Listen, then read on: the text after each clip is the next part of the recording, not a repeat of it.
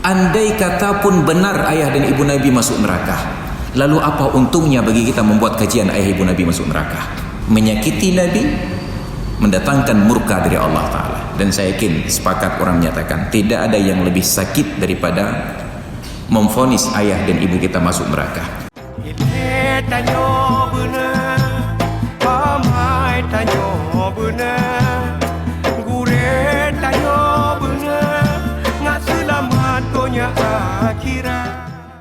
Sampai sekarang kita hidup dalam keadaan damai. Di Aceh kita hidup dalam keadaan damai. Pertanyaannya, yang ribut-ribut itu kapan? Maka yakinlah, bukan karena NU dan Muhammadiyah. Ada orang-orang yang tahrish, yang memprovokasi, mengagitasi kita pada hal-hal yang tidak perlu. Hal-hal sederhana. Diangkatlah kasus bahwa ayah dan ibu Nabi masuk neraka. Sesuatu yang kita anggap sakral. Maka tadi dikatakan, tidak setiap yang kita ketahui itu patut disampaikan. Andai kata pun benar ayah dan ibu Nabi masuk neraka, lalu apa untungnya bagi kita membuat kajian ayah ibu Nabi masuk neraka? Apa untungnya bagi yang menyampaikan dan apa untungnya bagi yang mendengarkan? Untuk yang menyampaikan ada untungnya. Kenapa? Dia amalkan sebuah istilah khalif tu'raf, tampil bedalah maka Anda akan populer. Maka begitu kita sampaikan ayah dan ibu Nabi masuk neraka, video itu akan viral dan Anda akan diundang ceramah kemana-mana. Kenapa? Berani tampil beda dari komunitas yang lain.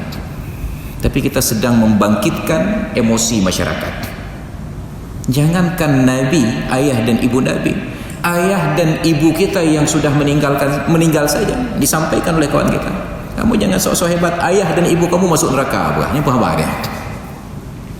Apalagi Nabi. An-nabiyyu aula bil mu'minina min anfusihim wa azwajuhu ummahatuhum. Nabi lebih utama terhadap orang-orang yang beriman dan istri-istrinya adalah ibu bagi kalian. Menyakiti Nabi mendatangkan murka dari Allah Ta'ala. Dan saya yakin sepakat orang menyatakan tidak ada yang lebih sakit daripada memvonis ayah dan ibu kita masuk neraka. Walaupun kita sangat yakin ayah dan ibu kita pelaku maksiat, tapi menyampaikan kemaksiatan mereka secara terbuka, Allah marah. Nabi sudah tunjukkan murka tersebut ketika baru saja menaklukkan Mekah. Yadkhuluna fi dinillahi afwaja. Datanglah kelompok-kelompok orang Quraisy Mekah tersebut memeluk Islam. Tersisa 3 orang lagi yang belum masuk Islam. Yang pertama Wahsy, yang menikam Hamzah dari belakang. Yang kedua dan yang ketiga Atbah dan Utaibah putra Abu Lahab. Dia merasa malu bertemu dengan Nabi mantan mertuanya, tapi kemudian disemangati oleh sahabat-sahabat yang sudah masuk Islam. Muhammad tidak dendam, datanglah temui Muhammad. Maka begitu Atbah dan Utaibah datang ke tempat Nabi, melihat Atbah dan Utaibah datang, sahabat-sahabat Nabi ini mulai riuh. Anak Abu Lahab Pedro, anak Abu Lahab Pedro. Anak Abu Lahab sudah datang. Apa yang terjadi? Nabi tegur sahabat ini, la tasubbul amwat fatu'zi al-ahya. Jangan kalian caci maki orang yang sudah meninggal karena hanya menyebabkan sakit kepada orang yang masih hidup. Ini yang dicaci oleh sahabat Abu Lahab yang sudah positif masuk neraka, yang sudah disebutkan dalam Al-Quran, tabbat yada Abi Lahab. Tapi Nabi larang, jangan kalian caci orang mati karena hanya akan menyebabkan sakit hati orang yang masih hidup.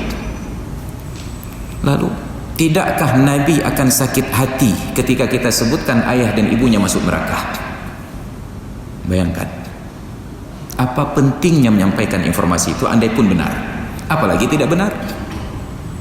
Maka na'udzubillah, ini sebuah persoalan. Tanyo benar,